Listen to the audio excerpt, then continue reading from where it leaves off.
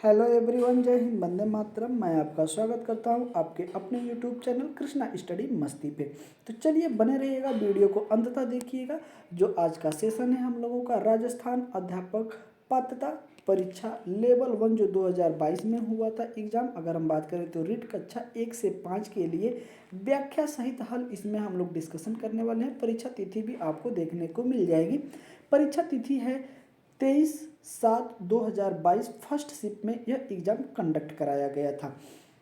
Okay, तो चलिए आज हम लोग इस सेशन में जो ये प्रीवियस ईयर पेपर है इसमें आज हम लोग चर्चा करने वाले हैं। बेसिकली हिंदी का टॉपिक लेके आज हम लोग चर्चा करेंगे इस टॉपिक में। ओके, अगर आपको अन्य सब्जेक्ट भी देखना है तो जैसे ईवीएस हो गया, सीडीपी हो गई, तो ये सारे मैथ हो गया, संस्कृत हो गई, इंग्लिश हो गया, हिंदी हो गई, तो ये सारे सब्जेक्ट वाइज बिल्कुल एक एक टॉपिक वाइज आपको देखने को मिल जाएगा। तो आप जाके कृष्णा स्टडी मस्ती के प्लेटफॉर्म यूट्यूब चैनल के प्लेटफॉर्म पे आप वहाँ से जाकर विजिट कर सकते हैं। अगर आप चैनल पे पहली बार विजिट कर रहे हैं तो चैनल को सब्सक्राइब कर लीजिएगा, बेल आइकन को प्रेस कर लीजिएगा, जिससे कि आपको अन्य जानकारियाँ मिलती रहें।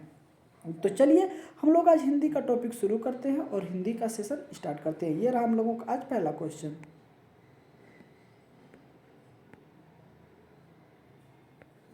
चलिए, जैसे कि आपको यहाँ देखने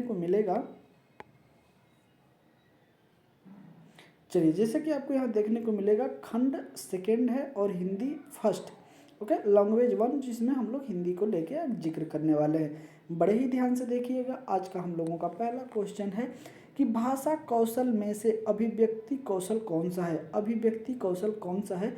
तो ऑप्शन नंबर ए कह रहा है कि सुनना और बोलना, बी कह रहा है लिखना और पढ़ना, सी कह रहा है कि बोलना और लिखना, डी कह रहा है कि पढ़ना और बोलना। अगर हम बात करते हैं अभिव्यक्ति कौशल, तो आप अपने विचारों को किसी के सामने कैसे व्यक्त कर सकते हैं। तो बड़े ही ध्यान से देखिएगा, या तो आप उसे लिख के कर सकते हैं या तो आप उसे बोल के कर सकते हैं। तो इस लिहाजे से हमारा राइट ऑप्शन हो जाएगा option number C. C is the correct option, जिसमें हो जाएगा अब अपने अभिव्यक्ति को जब भी आप करेंगे तो या तो उसको बोल के किसी के सामने प्रकट करेंगे अपने विचारों को, या फिर लिख के विचारों को प्रकट करेंगे। ओके, तो इस लिहाजे से हमारा इज द राइट ऑप्शन क्या हो जाएगा? सी। बड़े ध्यान से देखिएगा।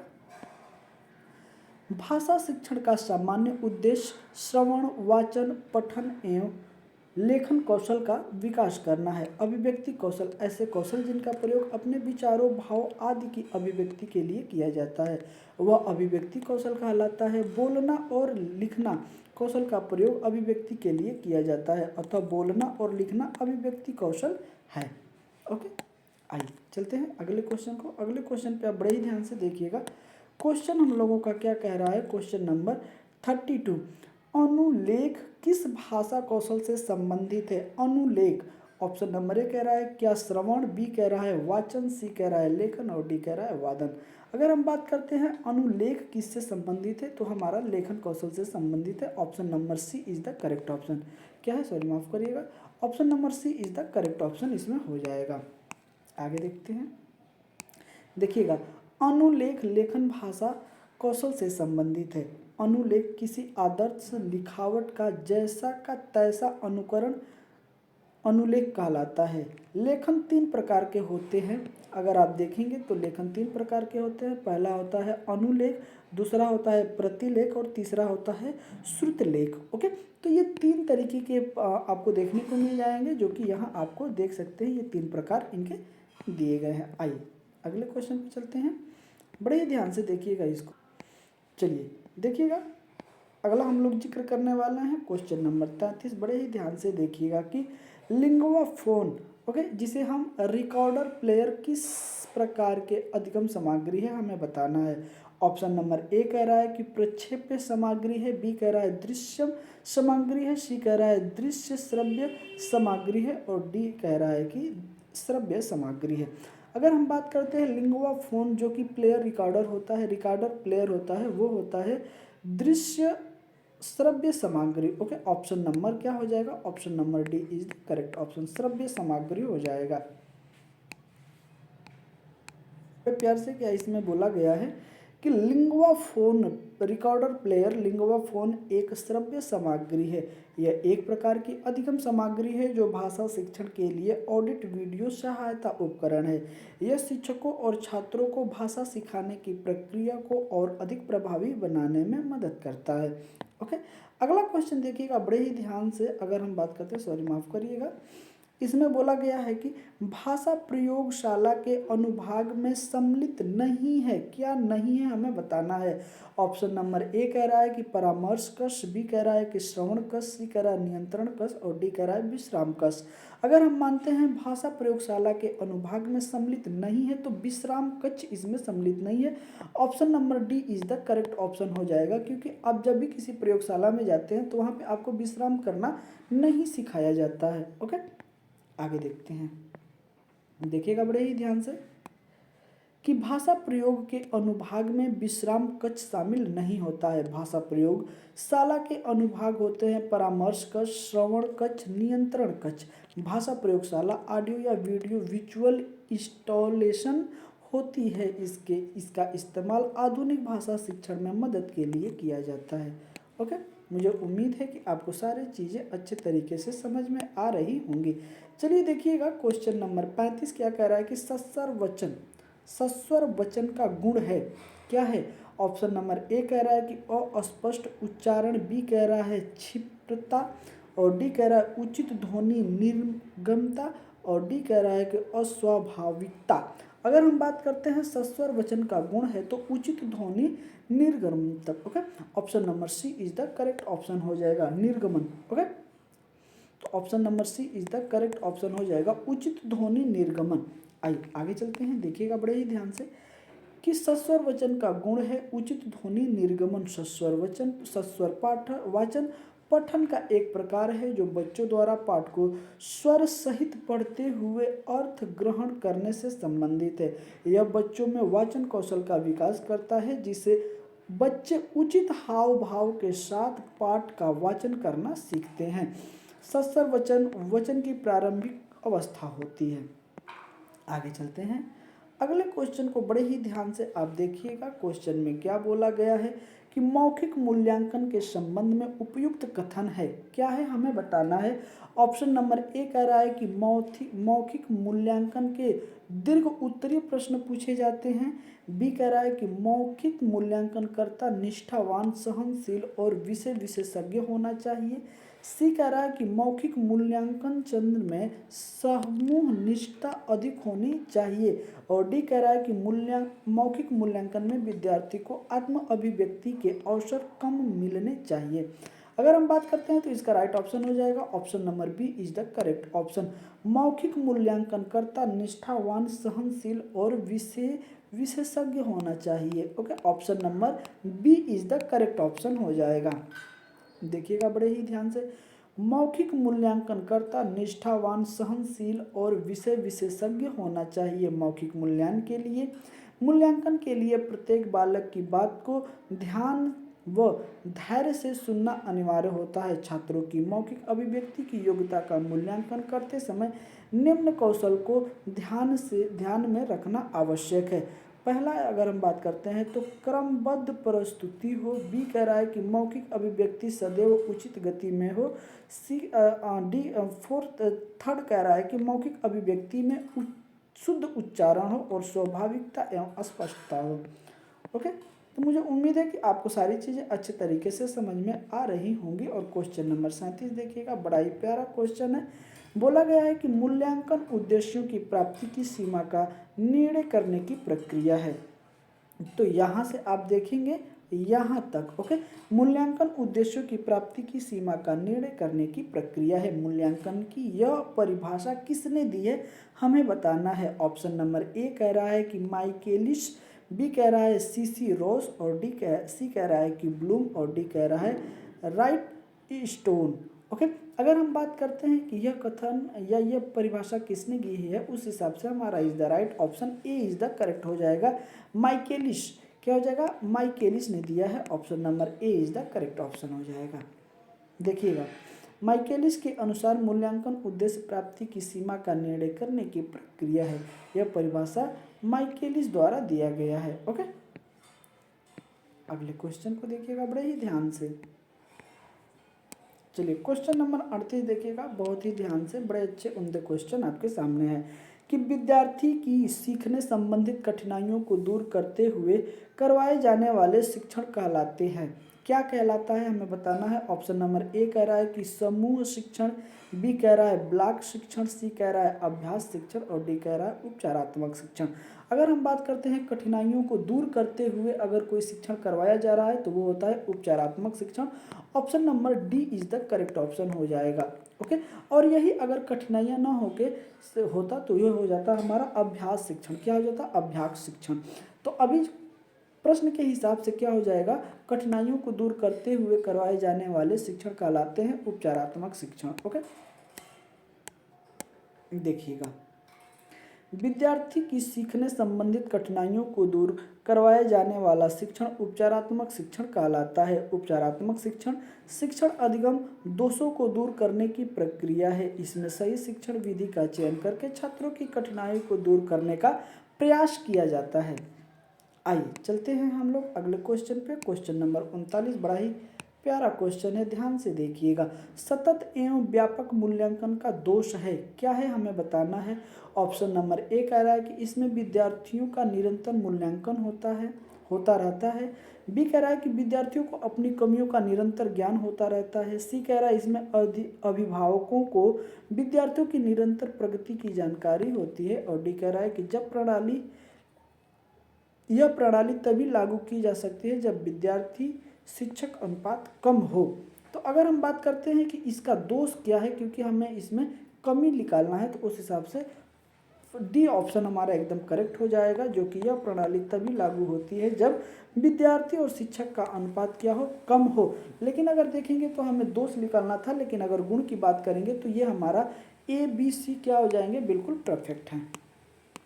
आगे देखिएगा, सतत एवं व्यापक मूल्यांकन का दोष यह है कि प्रणाली तभी लागू की जा सकती है जब विद्यार्थी शिक्षक अनुपात कम हो। सतत एवं व्यापक मूल्यांकन के अन्य दोष, सतत एवं व्यापक मूल्यांकन में समय अधिक लगता है, शिक्षक पर बाहरी काम का बोझ बढ़ता है। इसके अतिरिक्त यह शिक्षकों के प्रशिक्षण, दक्षता एवं कुशलता की मांग करता है। तो सारी चीज़ें आपको अच्छे तरीके से यहाँ पे दिखाई जा रही हैं। क्वेश्चन को बहुत ही ध्यान से देखिए, ध्यान से पढ़िए। क्वेश्चन नंबर 40 है कि उपलब्धि परीक्षण के निर्माण में कितने पदों का प्रयोग किया जाता है। तो क्या कह रहा है, उपलब्धि परीक्षण के निर्माण में कितने पदों का प्रयोग किया जाता है। ऑप्शन नंबर ए कह रहा है 2, बी कह रहा है 3, सी कह रहा है 1 और डी कह रहा है कि 4। अगर हम बात करते हैं उपलब्धि परीक्षण में परीक्षण में के निर्माण करने में कितने पदों का जो है कि क्या किया जाता है, प्रयोग किया जाता है। ओके, तो इसका इज द राइट ऑप्शन हो जाएगा ऑप्शन नंबर डी, 4 चरणों में प्रयोग किया जाता है। 4 पदों में इसका निर्माण किया जाता है। Okay, option number D is the correct option हो जाएगा। देखिएगा, उपलब्धि परीक्षण निर्माण में अगर हम बात करते हैं तो 4 पदों का इस्तेमाल किया जाता है। तो अगर हम पहले पद का देखते हैं तो परीक्षण योजना बनाना, बी कह रहा है परीक्षण की शुरुआत रूप को तैयार करना, सी कह रहा है परीक्षण का पुनर्निरीक्षण करना और फोर्थ कह रहा है परीक्षण का अनुप्रयोग करना। तो ये चारों के चारों आप याद रखिएगा। आइए चलते हैं अगले पे, और ये रहा हम लोगों का 41वां क्वेश्चन। बड़े ही ध्यान से देखिएगा, इसको बोला गया है कि किंडरगार्टन शिक्षण विधि के संबंध में सत्य कथन है। हमें बताना है कौन सा सत्य है। अगर हम बात करते हैं ऑप्शन नंबर ए कह रहा है यह एक अमनोवैज्ञानिक प्रणाली है, बी कह रहा है यह उच्च माध्यमिक स्तर के विद्यार्थियों के लिए अधिक उपयोगी है, सी कह रहा है कि कुक महोदय ने इस विधि को निश्चित रूप प्रदान किया है और डी कह रहा है कि भाषा के व्याकरण एवं साहित्य की शिक्षा इस विधि से नहीं की जा सकती है। अगर हम बात करते हैं तो इसका right option option number D हो जाएगा, जो कि भाषा के व्याकरण एवं साहित्य की शिक्षा इस विधि में नहीं दी जा सकती है। Option number D is the correct option हो जाएगा। देखिएगा, किंडरगार्टन शिक्षण विधि के संबंध में सत्य कथन है कि भाषा के व्याकरण एवं साहित्य की शिक्षा इस विधि में नहीं दी जा सकती। किंडरगार्टन विधि शिक्षक बच्चों के लिए गतिविधियों के लिए कई विकल्प प्रस्तुत करते हैं जो उनकी आयु और प्रारंभिक शिक्षण के लिए उपयुक्त होते हैं। इसके लिए समस्याओं का हल किया जाता है। उनके पठन, भाषा और गणित आदि पर ध्यान दिया जाता है। मुझे उम्मीद है कि क्वेश्चन आपको बड़े उम्दे लग रहे हैं। चलिए देखिएगा, अगला क्वेश्चन है हम लोगों का 42 की बेसिक शिक्षा प्रणाली में भाषा की शिक्षा निम्नलिखित में से किस माध्यम में दी जाती है। ऑप्शन नंबर ए कह रहा है केवल किताबी ज्ञान से, बी कह रहा है सामाजिक पर्यावरण से, और सी कह रहा है कि गतिसूचक लेखाचित्र से, और डी कह रहा है इनमें से कोई नहीं। अगर हम बात करते हैं तो इसका राइट ऑप्शन हो जाएगा बी, सामाजिक पर्यावरण से। क्या हो जाएगा? सामाजिक पर्यावरण से। Option number B is the correct option हो जाएगा। देखिएगा, बेसिक शिक्षा प्रणाली में भाषा की शिक्षा सामाजिक पर्यावरण के माध्यम से दी जाती है। बेसिक शिक्षा प्रणाली, बेसिक शिक्षा मूल रूप से व्यवहारिक होती है तथा बालक एक साथ अनेक विषयों का ज्ञान प्राप्त कर लेता है। बेसिक शिक्षा क्रियाओं का अनुभव पर आधारित है, इसीलिए इसका ज्ञान कम समय में ही हो जाता है। आगे चलते हैं, अगला देखिएगा, बड़ा ही उम्दा क्वेश्चन आप लोगों के सामने लेके मैं उपस्थित हूँ। क्वेश्चन को आप बहुत ही ध्यान से देखिएगा कि भाषा शिक्षण के संदर्भ में वैयक्तिक अनुदेश प्रणाली की क्या सीमा है।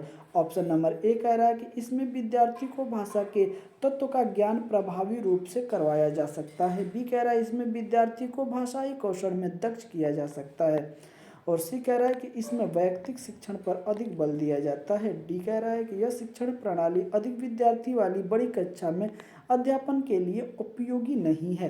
तो इस द राइट ऑप्शन हम लोगों का डी हो जाएगा, बिल्कुल करेक्ट ऑप्शन हो जाएगा कि यह प्रणाली अधिक विद्यार्थियों वाली बड़ी कक्षा में अध्यापन के लिए उपयोगी नहीं है। देखिएगा, भाषा शिक्षण के संदर्भ में वैयक्तिक अनुदेशन प्रणाली की सीमा यह है कि शिक्षण प्रणाली अधिक विद्यार्थी वाली बड़ी कक्षा में अध्यापन के लिए उपयोग नहीं है। वैयक्तिक अनुदेशन प्रणाली का प्रतिपादन 1963 में अगर देखें तो प्रोफेसर फ्रेड एड केलर के द्वारा अपने सहयोगियों जे.सी. Sherman, R.A.G. और C.M. बोरी के साथ मिलकर कोलंबिया विश्वविद्यालय में इस को प्रतिपादित किया था या इसका परीक्षण किया था। ओके, देखिएगा क्वेश्चन नंबर 44 क्या कह रहा है, बड़े ही ध्यान से देखिएगा कि इसमें कौन सा परिवीक्षित अध्ययन उपागम का सोपान नहीं है, हमें नहीं वाला देखना है। ऑप्शन नंबर ए कह रहा है कि अध्ययन कार्य का आवंटन, बी कह रहा है कि अध्ययन हेतु निर्देश, सी कह रहा है विद्यार्थियों द्वारा स्वाध्याय एवं शिक्षक द्वारा मार्गदर्शन, डी कह रहा है कि कलात्मक परियोजना। अगर हम बात करते हैं तो इसका राइट ऑप्शन डी हो जाएगा, कलात्मक परियोजना। ओके, आगे देखिएगा, बड़े ही ध्यान से देखिएगा कि कलात्मक परियोजना परिवीक्षित अध्ययन उपागम का सोपान नहीं है। परिवीक्षित अध्ययन उपागम के सोपान निम्नलिखित हैं। तो देखिएगा, पहले नंबर पे आता है उद्देश्य निर्धारण, बी कह रहा है कि अध्ययन कार्य का आवंटन, सी कह रहा है कि अध्ययन हेतु निर्देशन, डी कह रहा है कि विद्यार्थियों द्वारा स्वाध्याय एवं शिक्षक द्वारा मार्गदर्शन, ई कह रहा है कि विषय वस्तु का स्पष्टीकरण दोहराना, और ई कह रहा है कि मूल्यांकन। ओके, तो ये सारी चीज़ें आएंगी, आप एक एक करके देखते रहिएगा, नहीं तो आपसे ये सारे क्वेश्चन गलत करके चले आएंगे। क्वेश्चन नंबर 45 देखिएगा बड़े ही ध्यान से कि सर्वप्रथम सरल समान आकृति के वर्णों को लिखवाना प्रारंभ करवाएं। उल्लेखित बात किस स्तर के विद्यार्थियों हेतु कही गई है। ऑप्शन नंबर ए कह रहा है प्राथमिक स्तर पर, बी कह रहा है उच्च प्राथमिक स्तर पर, सी कह रहा है माध्यमिक स्तर पर, डी कह रहा है उच्च माध्यमिक स्तर पर। अगर हम बात करते हैं तो इसका राइट ऑप्शन नंबर सी हो जाएगा, माध्यमिक स्तर पे। किस पे? माध्यमिक स्तर पे, सॉरी माफ करिएगा, इसका राइट ऑप्शन हो जाएगा ए, प्राथमिक स्तर पे। क्या हो जाएगा? प्राथमिक स्तर पे। ओके, देखिएगा, सर्वप्रथम सरल एवं समान आकृति के वर्णों को लिखवाना प्रारंभ करवाएं।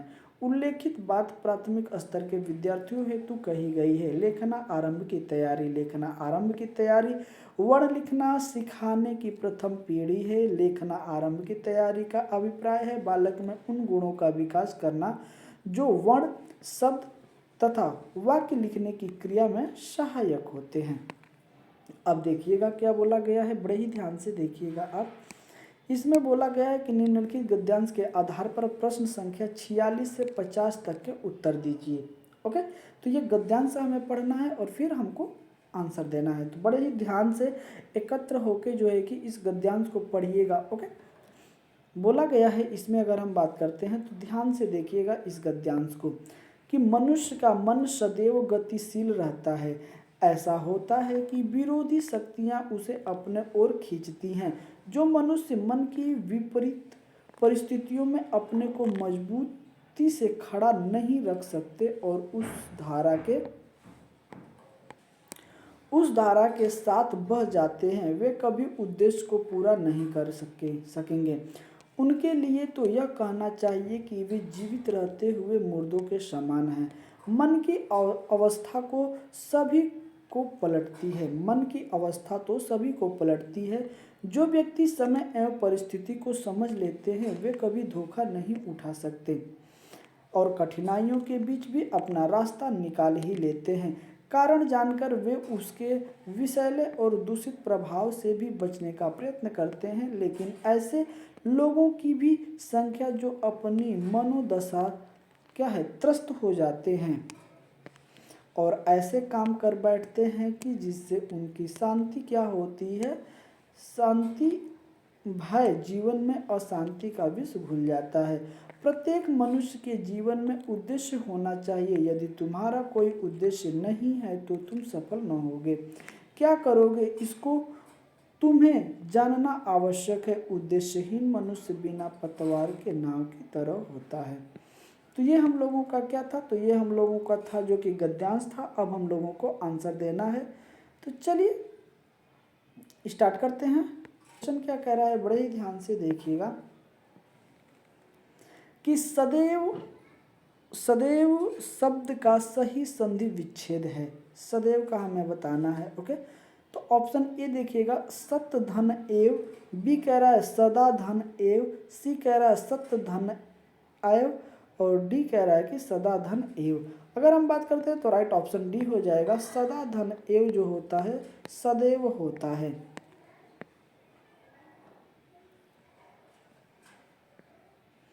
चलिए देखिएगा क्या कह रहा है कि उपयुक्त गद्यांश में प्रयुक्त शब्द सदैव की अगर बात करें संधि विच्छेद होगा सदा धन एव। सदा धन एव में जो कि आ प्लस ए आएंगे और ये बना के ए बना लेंगे तो सदैव हो जाएगा। यह वृद्धि संधि क्या है, वृद्धि स्वर संधि का उदाहरण है। तो ये भी आप याद रखिएगा कि ये जो सदैव होता है यह वृद्धि संधि का उदाहरण है। आइए देखते हैं 47 नंबर क्वेश्चन की निम्नलिखित में से विष शब्द का पर्यायवाची शब्द हमें बताना है। ऑप्शन नंबर ए कह रहा है कि वसु, बी कह रहा है अर्णव और सी कह रहा है उरग और डी कह रहा है कि गरल। अगर हम बात करते हैं विष शब्द का पर्यायवाची तो हो जाएगा option number D. D is the correct option हो जाएगा। ओके, आगे चलते हैं। देखिएगा ध्यान से गद्यांश उपयुक्त में विष शब्द का पर्यायवाची जो है कि गरल है। शब्द की अगर बात करते हैं तो पर्यायवाची शब्द विष का और हो जाता है गरल, जहर, हलाहल, कालकूट, माहुर।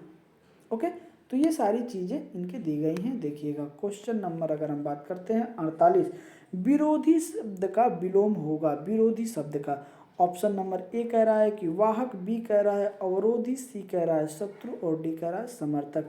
अगर हम बात करते हैं कि विरोधी शब्द का विलोम होगा तो विरोध का जो होगा समर्थन करना हो जाएगा। आप किसी के विरोध में खड़े हैं या आप किसी के समर्थन में खड़े हैं। ओके, तो option number D is the correct option. देखिएगा उपयुक्त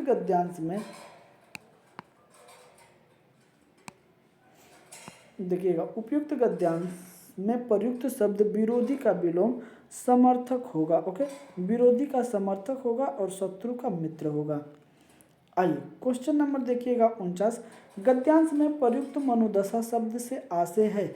ऑप्शन नंबर ए कह रहा है कि मन से दशा, बी कह रहा है मन पर दशा, सी कह रहा है मन की दशा और डी कह रहा है मन को दिशा। अगर हम बात करते हैं तो इसका राइट ऑप्शन हो जाएगा ऑप्शन नंबर सी, मन की दशा। क्या हो जाएगा, मन की दशा। इस सेशन का यह लास्ट क्वेश्चन होगा, आप इसको बहुत ही ध्यान से देखिएगा। उपयुक्त गद्यांश में प्रयुक्त शब्द मनोदशा से आशय है कि मन की दशा।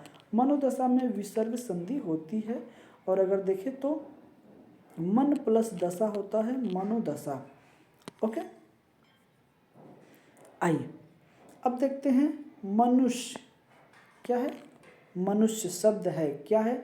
ऑप्शन नंबर ए कह रहा है कि अव्यय है, बी कह रहा है भाववाचक संज्ञा है, सी कह रहा है जातिवाचक संज्ञा है और डी कह रहा है कि व्यक्तिवाचक संज्ञा है। अगर हम देखते हैं मनुष्य, तो मनुष्य क्या है, जातिवाचक संज्ञा है। Option number C is the correct option हो जाएगा।